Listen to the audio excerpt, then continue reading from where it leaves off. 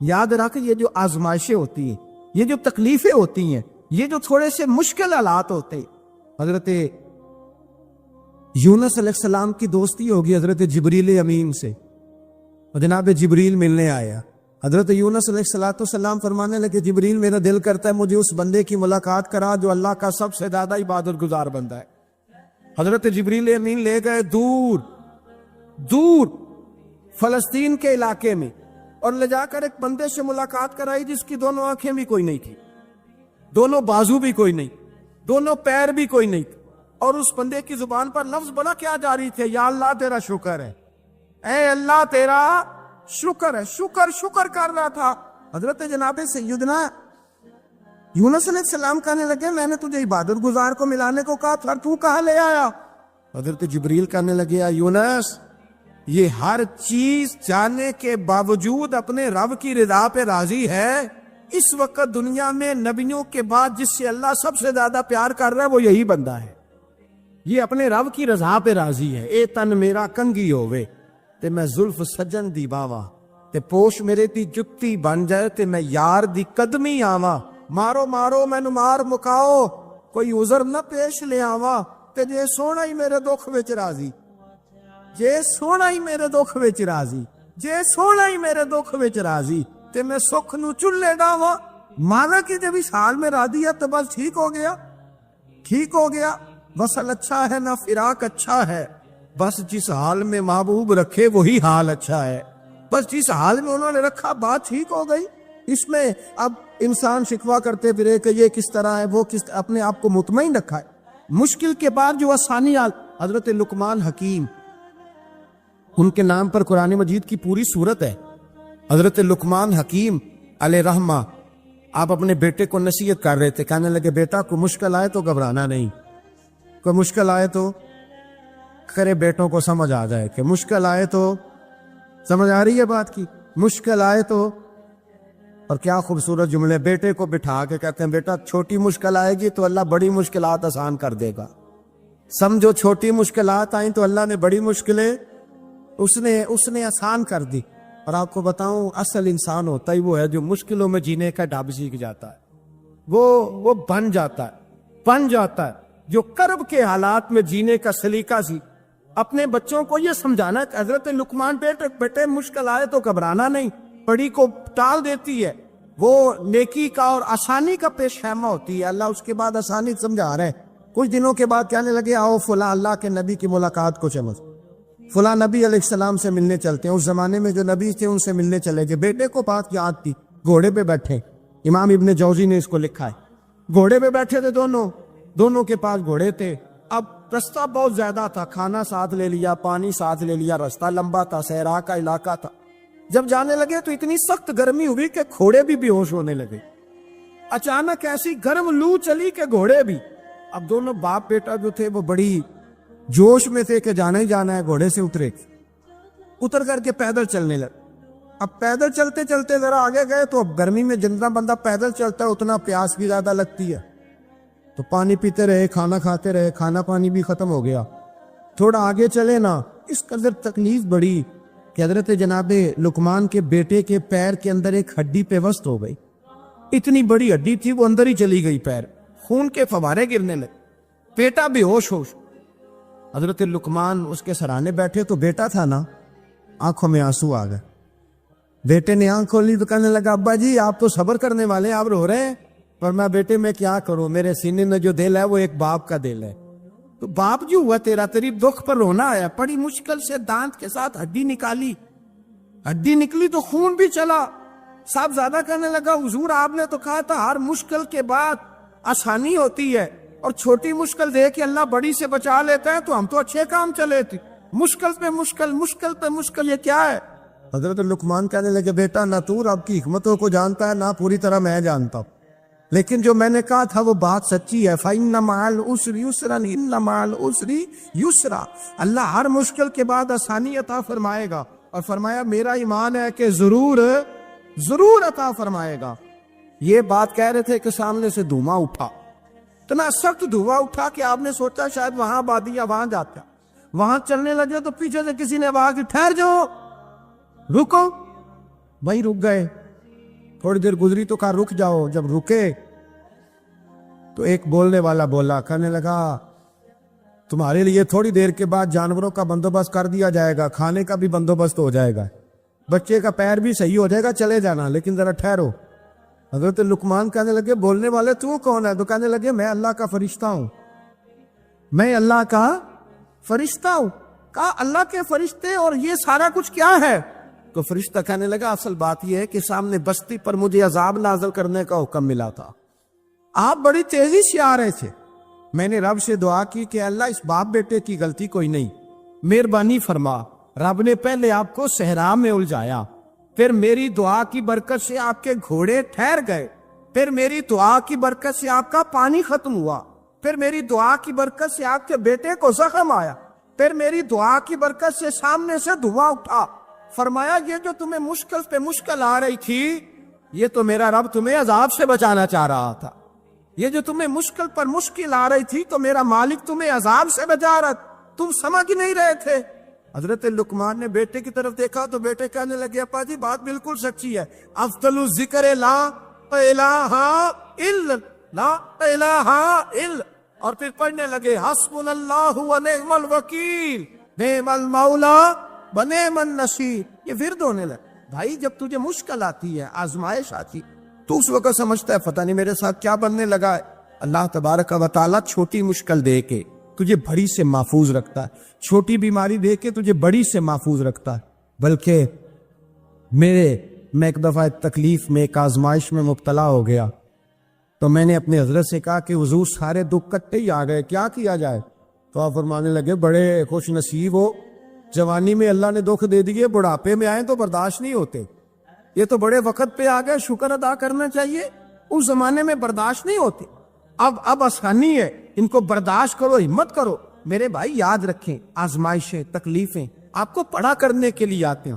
ہم آزمائش کو برا جانتے ہیں, دکھ کو برا جانتے ہیں.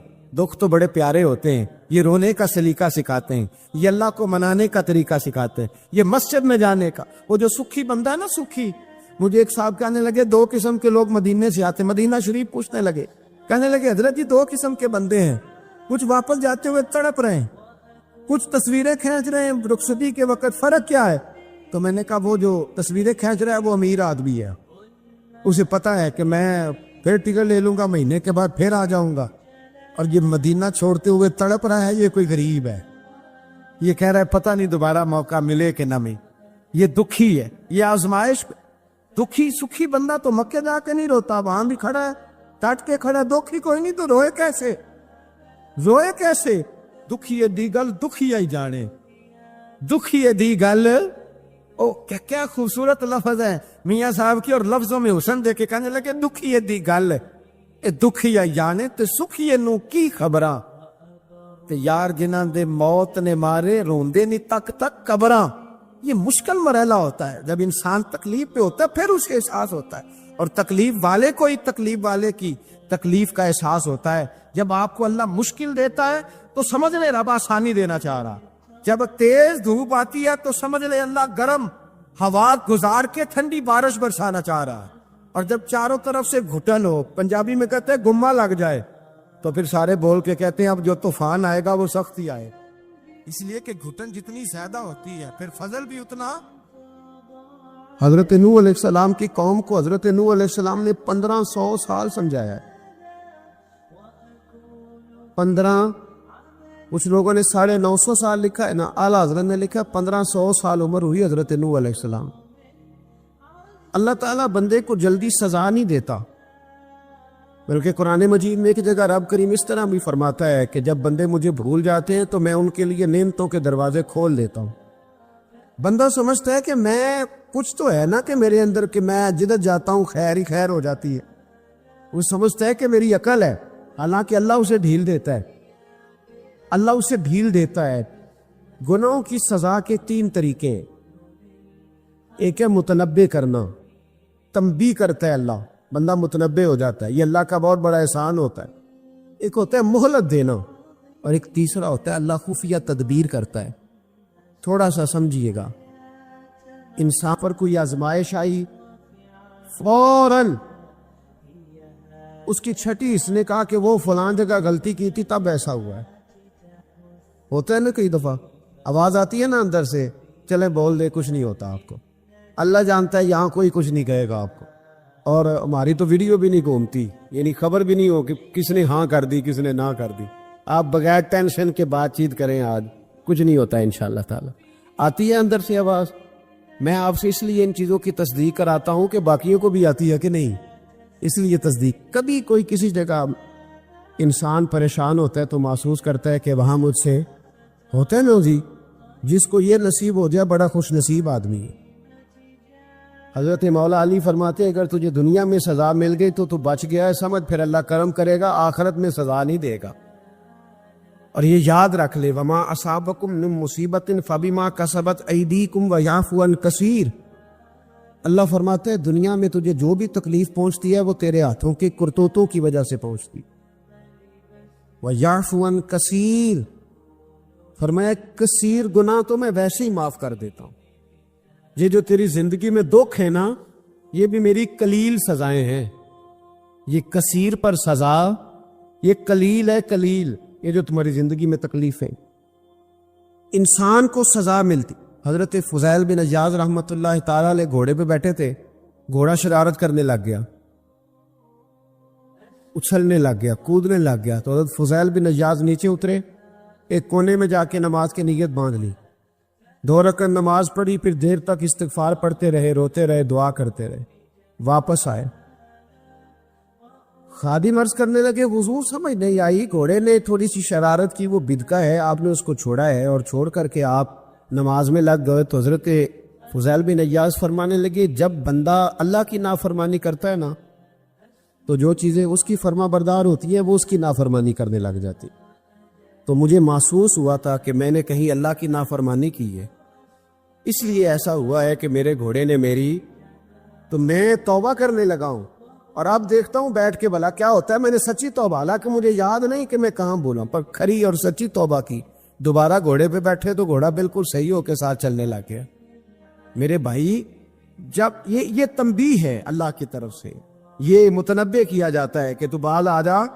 بہت ساری جگہوں پہ انسان کو وقتی طور پر اگر سزا مل جائے, نبی پاک علیہ السلام کی خدمت میں ایک صحابی آئے, بات مضبوط کر دوں, واقعہ سنایا ہے نا, تو کچھ لوگ سمجھتے ہیں کہ یہ واقعہ ہے, تو میں ایک حدیث پاک امام بہقی کی لکھی ہوئی عرض کرتا ہوں. نبی پاک علیہ السلام کے ایک صحابی آئے اور ان کا سر پھٹا ہوا تھا, خون بہ رہا تھا. سرکار نے فرمایا کیا ہوا؟ عرض کی حضور ایک عورت جا رہی تھی, میری نظر پڑی, ابھی نظر پڑی ہے کہ میرے آگے ستون آ گیا تو میرے سر پہ لگ گیا. نبی پاک صلی اللہ علیہ وسلم نے فرمایا تیرے لیے خوشخبری ہے, اگر دنیا میں تیری غلطی کی تجھے سزا ملی ہے تو پھر رب تجھے قیامت میں سزا نہیں دے گا. تیرا اللہ قیامت میں سزا, بعض گناہ ایسے ہیں جن کی یہاں بھی سزا ملے گی اور وہاں بھی ملے, لیکن میرے بھائی پہلی بات یہ ہے کہ اللہ تعالیٰ اس غلطی کی یہی سزا دے لے, اور دعا فرمائے اللہ تبارک و تعالیٰ یہاں بھی معافی عطا فرمائے, وہاں بھی معافی عطا فرمائے, اللہ درگزر ہی فرمائے. لیکن میرے بھائی ایک تو یہ سزا, ایک سزا یہ ہوتی ہے کہ انسان جب گناہ کرنے لگتا ہے تو اللہ نعمتوں کے دروازے کھولتا ہے, مہلت دیتا ہے. 500 سال تک فرعون کو مہلت دی. کتنے؟ یہاں جو 5 سال حکومت کر لیتا ہے وہ کہتا ہے سب سے قابل میں ہی ہوں, مجھے مہلت جو ملی ہوئی ہے. 500 سال مہلت دی اللہ تعالیٰ نے. اور فرعون کی قوم پر پتہ عذاب کس طرح کیا آئے تھے؟ ٹڈیاں مسلط کر دی اللہ نے. یہ بھومتی نہیں چھوٹی سی, ہم اپنی زبان میں اس کو کچھ لوگ مختلف ناموں سے یاد کرتے ہیں, کوئی مکڑی کہتا ہے, کوئی کچھ کہتا ہے. مسلط کر دی, جاتی نہیں. ان پر بنی اسرائیل کے ان مقابل جو فرعون کی قوم تھی ان پر الزام اس طرح کا عذاب آیا کہ مینڈک مسلط کر دی اللہ تعالیٰ. برتن کھولتے تھے اندر مینڈک نکلتا تھا, دنیا کی ہر دوائی استعمال کرتے تھے لیکن مینڈک نکل آتا تھا. تھوڑا سا سمجھا کریں چیزوں کو. ہمارے رنگ نہیں زیادہ گورے کہ ہم پر عذاب نہیں آتا. کوئی بہت زیادہ اللہ تعالیٰ معاف فرمائے دولت نہیں جمع کرا بیٹھے شاہی خزانے میں کہ ہم سے پوچھا نہیں جائے. یہ مہلت ہے, مہلت کو مہلت سمجھو. پھر جب پکڑ آتی ہے نا اللہ کریم کی, میں نے دیکھا ہے کروڑوں روپیہ, 6 اولادیں, ایک شخص کے بچے باہر سے آ رہے تھے, وہ بندہ بیمار تھا. مجھے کہنے لگا حضرت جی دعا کریں میں ان کے آنے سے پہلے پہلے مر جاؤں ورنہ آ کے مجھے مار دیں گے. دعا کریں. اتنی بے سکونی, کروڑوں روپیہ پڑا تو یہ عذاب نہیں؟ کوئی ضروری ہے کہ پتھر ہی برسیں گے تو سمجھ آئے گی؟ یہ جو سگا بیٹا بوڑھے باپ کے قریب سے گزر جاتا ہے, سلام نہیں لیتا, تو اس کو عذاب نہیں سمجھتے؟ یہ جو امت کی بیٹیاں, امت کی بچیاں, ہماری بچیاں ایک ایک سال کے اندر 75,000 ہزار بچی ایک ایک ڈویژن سے بھاگ کے شادی کر رہی ہے, اور ایک ایک صوبے سے, تو اس کو آپ اللہ کا عذاب نہیں سمجھتے؟ یہ معمولی بات ہے. نہیں ہمارے رنگ ہو رہے, ہم بڑے سمارٹ ہیں. 1500 سال مہلت دی نوح علیہ السلام کی قوم کو. کتنے سال؟ بول کے بتائیے, بول کے دوبارہ بولیے. 1500 سال. کوئی آدمی اپنی سمارٹنس پہ خوش نہ ہو جائے کہ 20 سال ہو گئے, میں تو نافرمانی بھی کھا رہا ہوں, روٹی بھی پک رہی ہے, میں تو حرام بھی کھا رہا ہوں, پھر بھی سب ٹھیک ہے. 1500 سال مہلت دی. پھر حضرت نوح کہنے لگے اللہ میں نے تو بڑا سمجھایا, نہیں باز آتے. تو رب کریم نے فرمایا کشتی بناؤ. اللہ کے پیغمبر کشتی بنانے لگے تو قوم مذاق اڑانے لگ گئی. اب کیا کرنے لگے ہو؟ اب کشتی بنانے لگے ہو, خیر تو ہے, قوم مذاق اڑا رہی ہے. حضرت نوح علیہ السلام کا آپ نے کشتی بنائی, پانی کہاں سے نکلا؟ نہ بارشیں ہوئی, نہ سیلاب آئے. ایک تندور تھا, اس کے اندر سے پانی نکلنا شروع ہو. کبھی تو دور سے بھی پانی نکلا ہے, پر جب نکالنے والا چاہتا ہے تو وہاں سے بھی ایک تندور سے پانی نکلا. اتنا نکلا, اتنا نکلا, اتنا نکلا کہ قوم ساری ڈوب گئی. قرآن مجید کے صفحات شہادت دیں گے کہ حضرت نوح کی قوم کا بچہ بچہ بہہ گیا. بچے صرف وہ تھے جو حضرت نوح کے ساتھ ہو گئے, تباہ ہو گئی. اللہ بے نیاز ہے, بے نیاز. 1500 سال مہلت ملے اور تو پھر بھی کہے رب بڑا کریم ہے, معاف کر دے گا.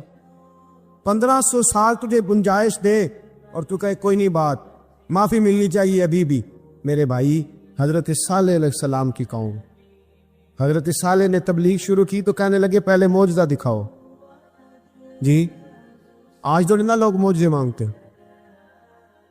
ہیں, آج بھی لوگ کرامتے اور معجزے, اللہ معاف کرے, جو چیزیں معجزہ تو ہو نہیں نہ سکتا, لیکن آج بھی لوگ, آپ یقین کریں, کہتے ہیں یہ بڑی نمازیں پڑھتا ہے تو پھر بخشا کیوں نہیں گیا, پھر کیوں نہیں منو سلوا کیوں نہیں.